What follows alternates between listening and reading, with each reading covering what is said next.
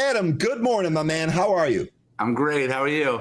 I'm really good. We just got news here that the CPI is not the end of the world. Inflation is not spiraling out of control. So we get to live. We get to keep living here. That's great news. We've also had some pretty amazing action in the market here, set to open at new all-time highs here today. Yeah, I mean, it's for me, it's the toughest kind of market to trade. The straight up slowly every day. So you kind of let your winners ride, right? You don't go against it, but it also becomes very hard to lean in when every day you're just paying more. So it's like the equivalent of, let's say you were like house hunting, right? And you saw a house for $500,000 and you're like, that seems a little, let's wait. Next day it's 501, 502, 503, you know? And that breeds the the propensity to maybe chase, and that's something that we definitely don't want to do. I agree with you. It's been very difficult to take new positions. The way I've been doing it, been looking at a really short-term time horizon, and I've been trying to start with the technicals, meaning the stock has to have some type of decent technical setup, and then I look at seasonality on top of that. And if I can get those to line up, that gives me a little bit more confidence to take a trade when we're up here at new all-time highs, or near new all-time highs. Whenever you could add more variables, you're going to have a greater chance of success. You know, you go 1 to 2, but also keeping it simple, right?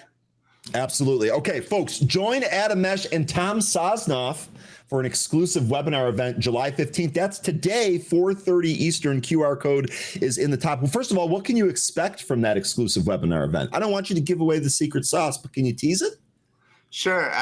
Tom, for me, is the best options trader I've ever met or spoken to, and he's educated me. And what we do is kind of like here. We show up with no agenda. We just free flow for an hour, but talking specifically about options kind of trade strategies, what works, and then we let the audience kind of steer the ship with whatever questions they have. So it's just pure nonstop education and unfiltered. Okay, that's awesome. I actually really like kind of doing a free flowing thing. I actually think you get some of the best interactions from your viewers and questions that way. So shout out to you. That's really awesome. Is there any stock that you want to trade or you want to start talking about here today? I got a list of stocks from the last time you and I were together, which was about a month ago. Wow. I kind of want to go over there, but by the way, let's go through that list and see how I did. Okay, let's do that. So the first one here, you knew, you had to have known this is where I was going first. First one here is going to be Coors. This is, at this point, we've really kind of associated this stock with you. You've done an amazing job with Coors, and you've been telling us about this for a while now. We had that huge news here that caused the stock to pop. It popped up, and then it dropped. So how did you take advantages? How did this finish up? Well, what's the oldest expression in trading? Buy the rumor, sell the news. Sell the news. So this trade, unfortunately, is over. There's nothing left to do. There's a price in it. If you want to trade it, you could trade CoreWeave, or it's a cheaper way to trade CoreWeave now, with the risk that something happens to the deal and it doesn't go through. So for me, listen, I got into this trade. This is a great education for traders, This trade started for me with a friend who said, oh, my people love CoreZ. Not like inside information or anything, like you should really check out CoreZ. It's a great stock. And that's how a lot of people get stock ideas. Your friend, someone tells you to watch it. And I get a lot of that because this is what I've been doing my whole life. So every day people are telling me, oh, watch this, watch that. They are not responsible for that trade. I am. So I get involved, as I always do, small to try to get information. I got involved at 12, and the very first thing it did was it went down to 6. Again, like this is one of my closer friends, so I'm jabbing him a little bit, like, "Hey, thanks for that stock, buddy." Like, but I don't care. Like this is part of the game. He's like, he's in it too. We're both losing money. Full disclosure, I do the same thing. I rib my buddies when they give me a bad tip too. Yeah, but like, it's. Oh my God, my intern told me that I should short. Not BTBT, but the other that Ethereum one that went BMNR? Yeah, he told me at 30 to get short, and it was 140. I'm like, you're lucky I don't pay you because you'd be fired.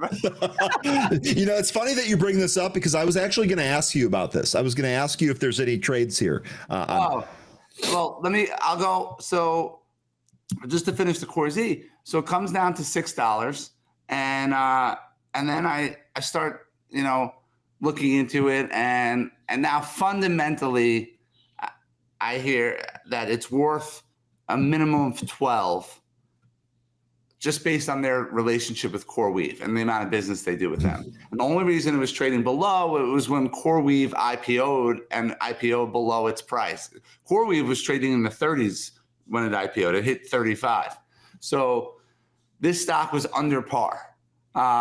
So not like in good golf terms, but it was not. It was trading below its value. So now it's $6.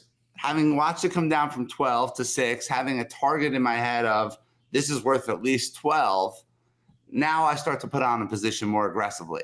And if it's going to start to hold and allow me to stay in it, I'm going to build on that position, which I did. So I got up to a really big position in Core Z between $6, $7, and $8. Now, as it comes back around that 12, okay, I got to acknowledge this was my target for the short term. Now I'm selling 2/3 of my position, which might be too much, but that's the way I do it. So I'm left with 1/3 that I'm now playing around with, which looked amazing on the news that CoreWeave was buying them and it went to 20. I did sell some of my stock that I own in it. The only thing where I got caught was I had a 12 by 15 option spread on that I put on a while ago for December for 67 cents, thinking it's going to be above 15. I put it on when I was trading at like 9. It was a 67-cent trade, and it never got above $1.50. Like I couldn't sell that for $3, even though it was 12 by 15 trading at 20.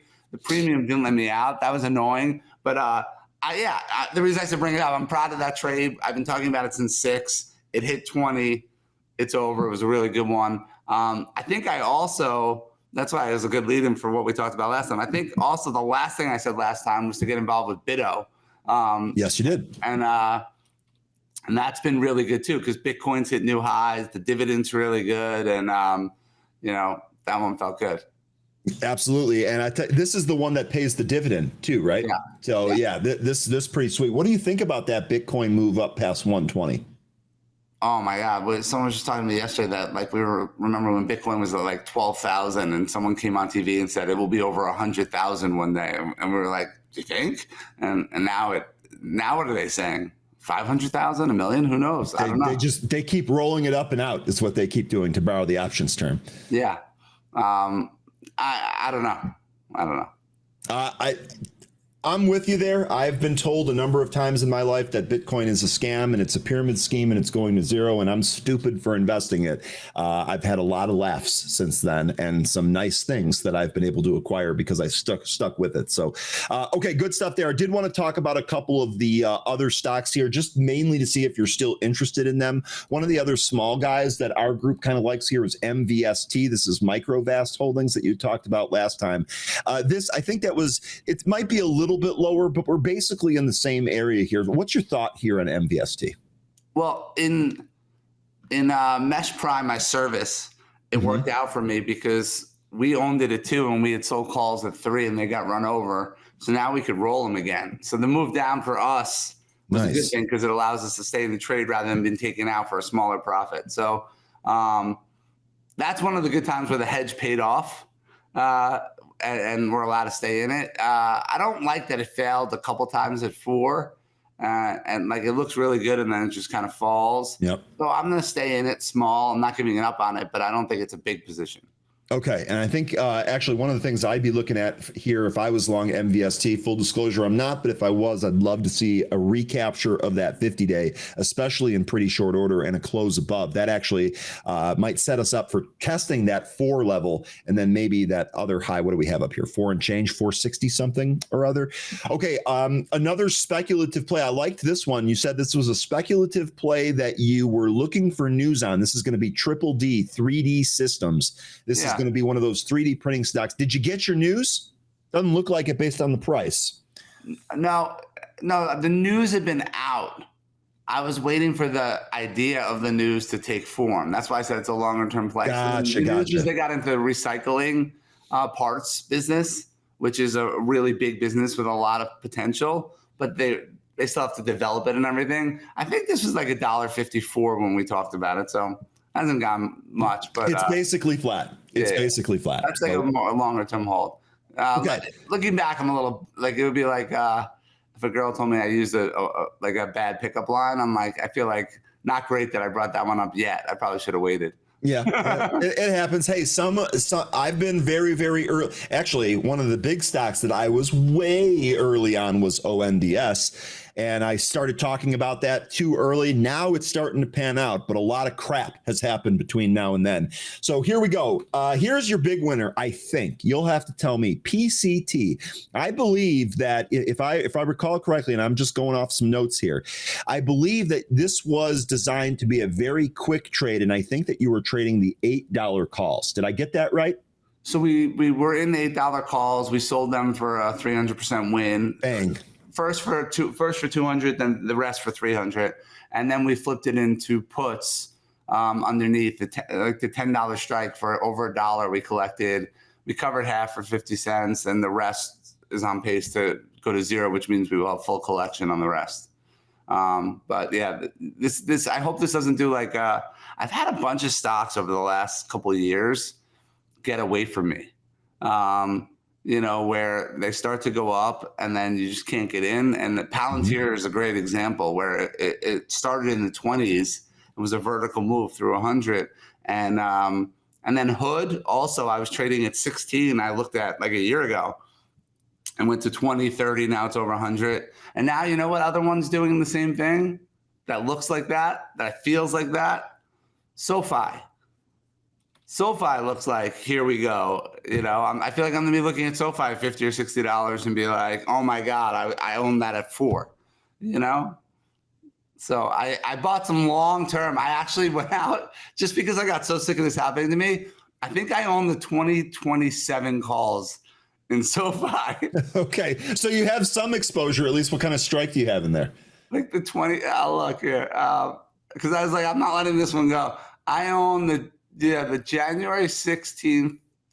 No, I own, it's 185 days away. So I own the 2026 19 calls. Okay. So those are in the money with plenty of time. At least you have some exposure to that. You're in good shape. I just wanted to be able to make sure I stay in it. If I go far enough out, I don't look at it. And I was far enough out. Okay. So let's see. The only other things that we had talked about before, We Ride here, we had talked about this. I think we're basically flat on this. I don't really think this has made a move yet. This is on the whole self-driving thing. I like that trade. It's keeping me in it. I own it. Yep. I own it. I think I own it at 10. But I've been selling calls against the position. And so whenever you get into that covered call strategy and the stock just stays where it is, that's good. So it's about like having the right trade on. Like the stock for me that will stay in a range could be some of the healthiest trading I do if I'm collecting premium. So I like to find those ones that like no movement. It makes it easier for me. Okay. And then the last one here, and this is actually one that our group takes a look at quite often. I'm not sure how much they trade it, but they actually look at this quite a bit. This is APLD, Applied Digital. The reason that this is interesting, I know that this has come in a little bit since you and I talked about it last time, but it sure looks like this might be carving out a near-term bottom here. We're doing a really good job staying above the 50-day. So a new trade here, this is actually pretty easy for me on a risk to reward basis. I'm basically going to trade this against the 50-day. If it loses that, I'll look to reassess here. But are we expecting maybe a bounce here, maybe a recapture of that 20 and a launch back towards the teens? Yeah, I actually think of everything. It's not really a feeling, but I guess at the time it was, but this is probably my biggest position of all of them. But you're right. It hasn't looked as good as the other ones. Mm-hmm. And so this is hedged a little bit right now. So now I don't want it to go up too fast. But I'm sticking with this because it had a big power move. It was down at $4. I think it went to 15. And so I'm just trying to see if it could hold like an ASTS. Stick around, and then explode. Okay. Sean here says, I'm in on APLD. Looks like we're looking for a bounce here from this $9, $9.50 level right above the 50. Okay. Now, the new stock that I wanted to ask you about here today was BMNR. You kind of already touched on it. Do you have a trade plan for this? How are we've been trading this just because of the news, some of the moves that it's made. It's been absolutely crazy. So this day was bananas. July 3rd was absolutely bananas here, but it's actually given us multiple trades here. What do you think about this one? We've had some time for this to settle. It's kind of sitting here in a mid 40 handle. What do you think? Oh, and again, good life lesson with this one. Yeah, someone told me to get short that, but it was a case. So I'm not listening. And just remember that like you're your own boss, and like with those Right. stocks, you never short those stocks. That's right. Because you can't. There are no options. So you'd be shorting with stock, and there is an infinite risk. And this stock going from 4 to 150 is something that could wipe out an account. So, we've seen this too many times to ever fall for it. You can't short these stocks, right? So if you were getting involved because you wanted to be involved, I'm not, maybe buying a little bit and enjoying it. It's too hard to trade. It moves too fast. I'm actually trading BTBT, which is doing the same thing. And they said, if this works, there should be a merger between them. That announced the secondary yesterday at $3. So the price should hold. It's trading at 325. It hit 450. Just an easier one for me to trade. Okay. And then I guess on kind of a larger, just conceptual thing here, one of the things that we've seen is a lot of these movers that we identify every morning. A lot of these are some of these smaller companies that are now adding Bitcoin to the treasury. They're coming up either with a Bitcoin treasury strategy or an Ethereum treasury strategy or a Solana treasury strategy. What do you make of all this? Is this all just hype, or is there something here?